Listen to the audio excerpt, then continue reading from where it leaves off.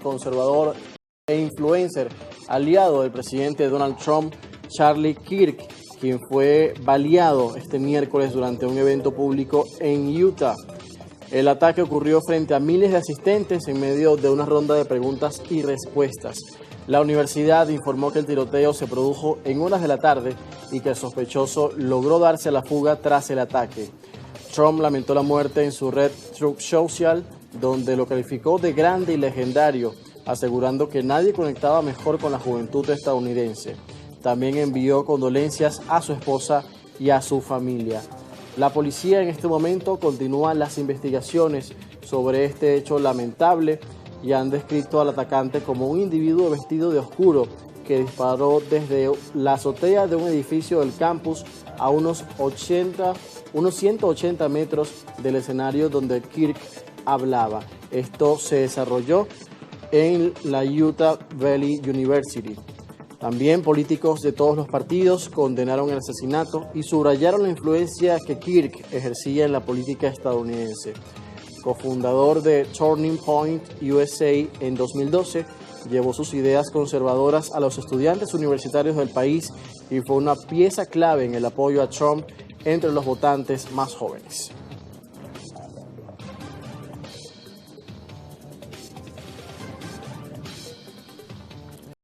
Bien amigos, es una información que ha conmocionado en las últimas horas a los estadounidenses y sobre todo a la base conservadora del presidente Donald Trump. Era un fiel seguidor y aliado del presidente, incluso formó parte del grupo de asesores que lo llevó a la Casa Blanca. Parte de la información más adelante, por supuesto, estaremos ampliando otras noticias que surgen respecto a la muerte de Charlie Kirk. Ahora hablamos de Cuba porque la isla sufrió nuevamente un apagón total este miércoles, dejando a las comunidades principales de las ciudades cubanas sin electricidad. Esto ha paralizado gran parte de la isla y ha afectado el comercio en medio de la crisis económica. El Ministerio de Energía y Minas informó que hubo una desconexión total del sistema eléctrico nacional. La caída se originó por una señal falsa de sobrecalentamiento en la caldera de la central termoeléctrica Antonio Guiteras, la más importante del país. Esto provocó que saliera de servicio y paralizara todo el sistema nacional. El gobierno aseguró que trabaja en su restablecimiento. En La Habana solo funcionaban algunos semáforos alimentados con paneles solares, mientras la población se apresuraba a regresar a sus casas para enfrentar una contingencia que en otras ocasiones ha durado días. Se trata del quinto apagón generalizado desde octubre del año pasado. La crisis energética en la isla se debe al deterioro de 8 termoeléctricas obsoletas y a una red desgastada que depende de escasos combustibles. Ni la instalación de parques solares con apoyo chino ha aliviado los cortes, que en julio y agosto promediaron hasta 16 horas diarias.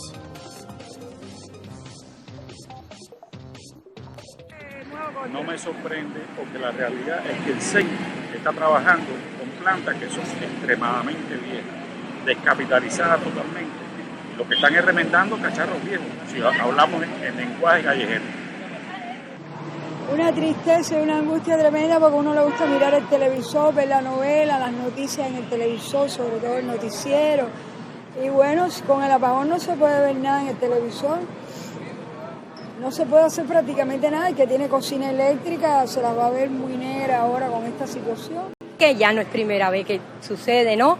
Y estamos preparados para todas estas condiciones. Yo pienso y espero que ya dentro de unas horas todo se haya normalizado, solucionado.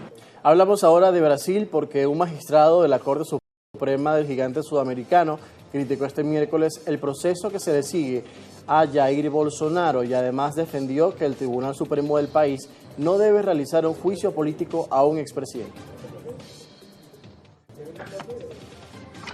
Discrepancias en el juicio al expresidente brasileño Jair Bolsonaro por golpismo. Uno de los 5 jueces criticó el miércoles el proceso, luego de que otros 2 magistrados votaran a favor de una condena el martes. No compete al Supremo Tribunal Federal realizar un juicio político. No compete al Supremo Tribunal Federal realizar un juicio político de lo que es bueno o malo, conveniente o inconveniente, apropiado o inapropiado. Por el contrario, compete a este tribunal afirmar lo que es constitucional o inconstitucional, legal o ilegal. O inconstitucional, legal o ilegal. Al iniciar la exposición de su voto, el juez también defendió la incompetencia absoluta del tribunal para juzgar a un expresidente estimando que el caso debería ser examinado en otra instancia inferior.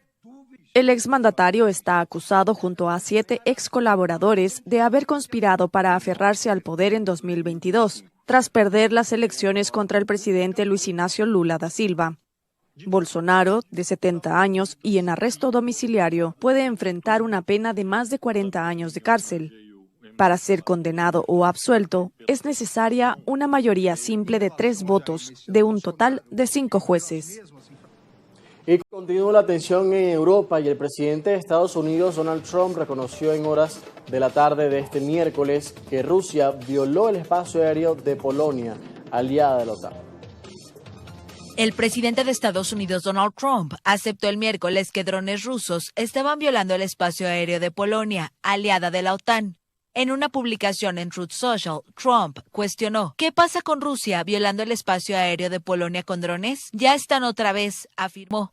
La Casa Blanca anunció que contactarían al presidente polaco, Karol Nawrocki. El gobierno polaco pide un sistema antimisiles Patriot. Espero que el presidente Trump demuestre a Polonia y a todas nuestras autoridades que lo que dijo sobre la seguridad de Polonia se materializará mediante acciones.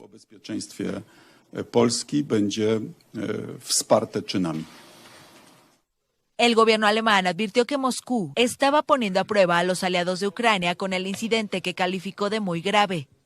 Rusia ha puesto en grave peligro la vida de los polacos en un país que pertenece a la OTAN y a la Unión Europea. Esta acción absolutamente imprudente del gobierno ruso forma parte de una larga cadena de provocaciones que hemos estado observando durante meses en la región del Mar Báltico y en el flanco oriental de la OTAN en general. El gobierno alemán condena este comportamiento agresivo de Rusia con la mayor firmeza posible.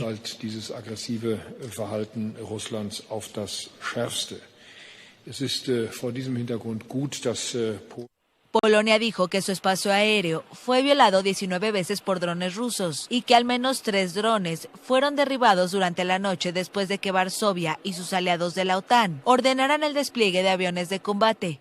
El Ministerio del Interior polaco precisó que se encontraron 7 drones y los restos de un proyectil de origen desconocido. También resultaron dañados una casa y un coche en el este del país. El primer ministro polaco, Donald Tusk, dijo que su país había reunido a otros miembros de la OTAN para conversaciones urgentes y advirtió que la situación se estaba acercando a un conflicto abierto. La Unión Europea advirtió que Rusia estaba tratando de poner a prueba la unidad de los aliados occidentales. El Ministerio de Defensa de Rusia negó haber agredido a Polonia y la Cancillería acusó a Varsovia de difundir mitos para eso comenzó en 2022 con la invasión a gran escala de Moscú.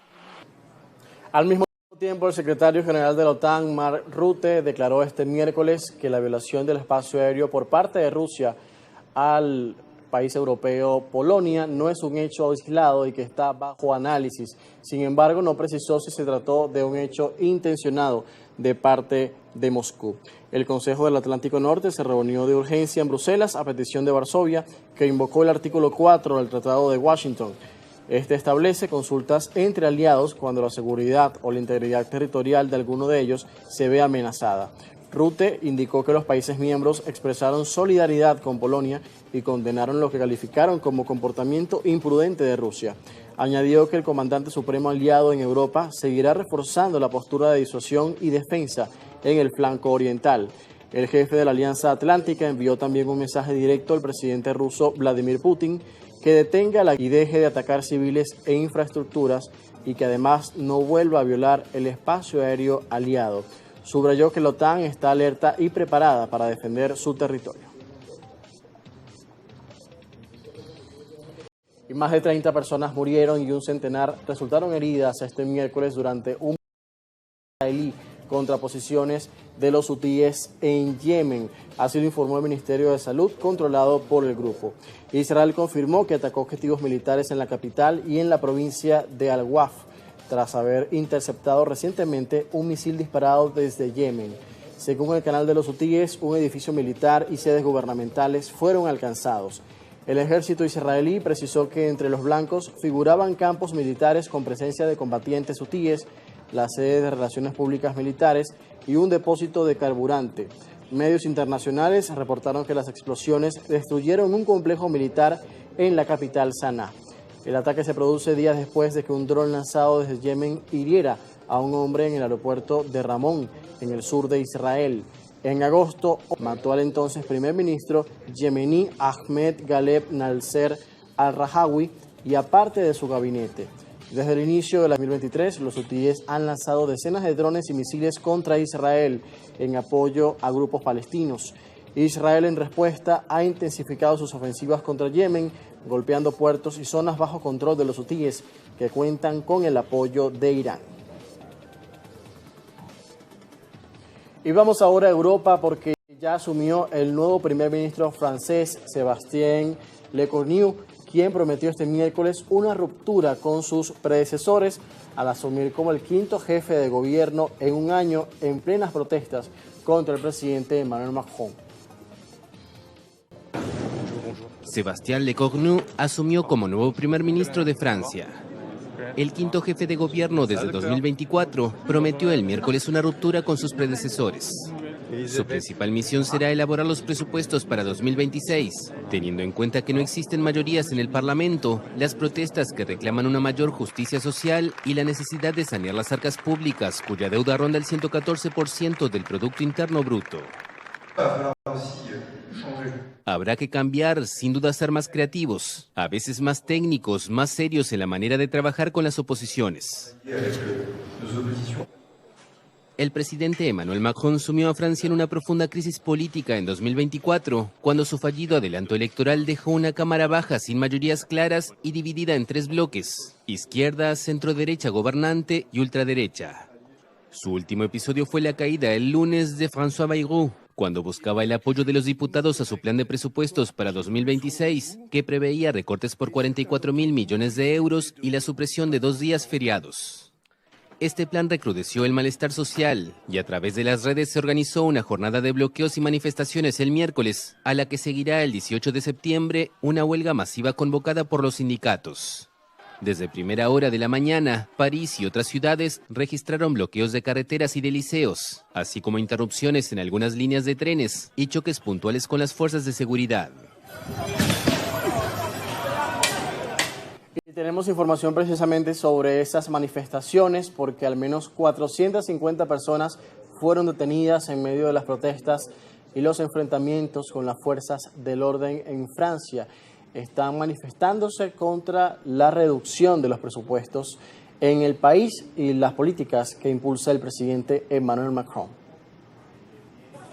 Choques con la policía en varias ciudades de Francia durante las protestas del miércoles organizadas a través de redes sociales. 450 personas fueron detenidas por las autoridades, que emplearon gases lacrimógenos para dispersar a los manifestantes.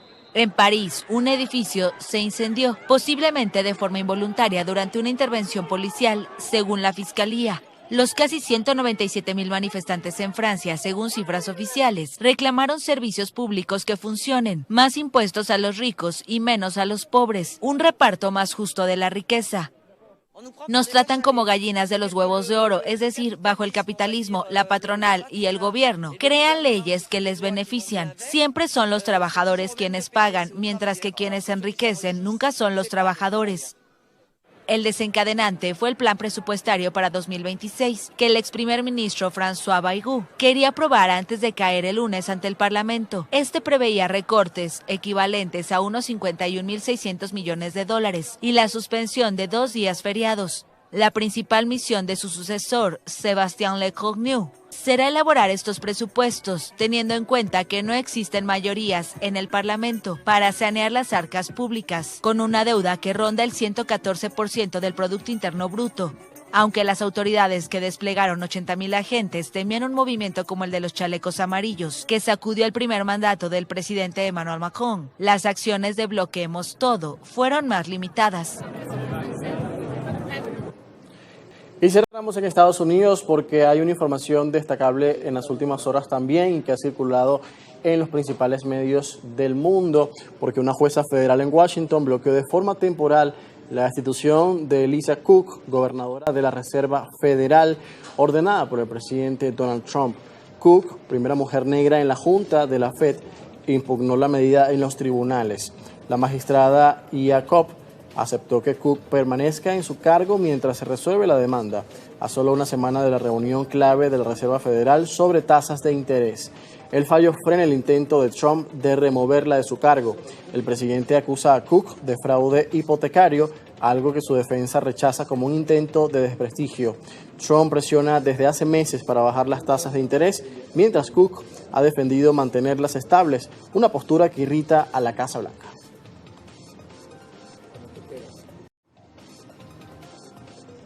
Y con esto, amigos, cerramos la actualidad internacional este jueves en Primera Página.